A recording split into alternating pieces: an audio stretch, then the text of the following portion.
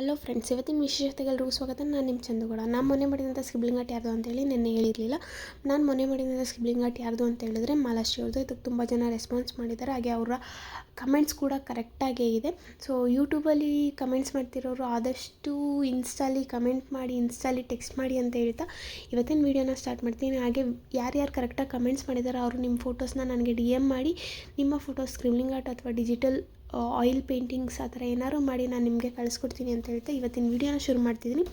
So ಇವಳು ನನ್ನ friend ಏನು ಮಾಡೋಲ್ಲ ಅಂತಂದರೆ, ನನ್ನ ಬಾಕ್ಸ್ಗೆ ಫ್ರೂಟ್ಸ್ ಹಾಕೋಬೇಡ, ನಾವು ರೀಲ್ಸ್ ಮಾಡಬೇಕಂತೇಳಿ ನಾನು ನೆನೆ ತಂದಂಥ ಫ್ರೂಟ್ಸ್ನೆಲ್ಲ ಕವರ್ಗೆ ಹಾಕೊಂಡು ಬ್ಯಾಗ್ ಹಾಕೊಂಡು ರೆಡಿ ಆದಳು. ನಾನು ಅದ್ರ ಮಧ್ಯೆ ಮಾಡೋಕ್ಕೆ ಫ್ರೀಯಾಗಿ ಕೂತ್ಕೊಳ್ಳೋಕ್ಕೆ ಟೈಮ್ ಇಲ್ಲ, ಅದ್ರ ಬೇರೆ ರೀಲ್ಸ್ ಮಾಡ್ತಾಳೆ ಅಂತ ಬೈಕೊಂಡು ಸೊ ನಾನು ರೆಡಿ ಆದಮೇಲೆ ಇನ್ನೇನು ಟೈಮ್ ಆಗೈತೆ ಹೋಗೋದ ಅಂತ ಅಂದರೆ ಅದ್ರ ಮಧ್ಯೆ ಫೋಟೋಸ್ ತಗೋಬೇಕು ಅಂತೇಳಿ ಫೋಟೋಸ್ಗೂ ನಿಂತ್ಕೊಂಡ್ಳು.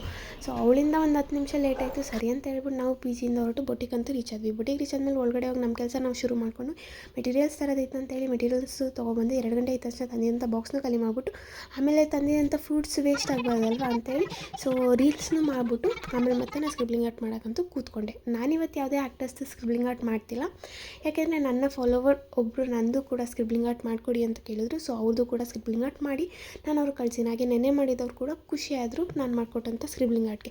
ನಿಮಗೂ ಏನಾದ್ರು ಸ್ಕ್ರಿಬ್ಲಿಂಗ್ ಆರ್ಟ್ ಬೇಕು ಅಂದರೆ ಈಗಲೇ ನಿಮ್ಮ ಫೋಟೋಸ್ನ DM ಮಾಡಿ ಅಂತ ಹೇಳ್ತಾ ಈ ವಿಡಿಯೋ ಮುಗಿಸ್ತೀನಿ.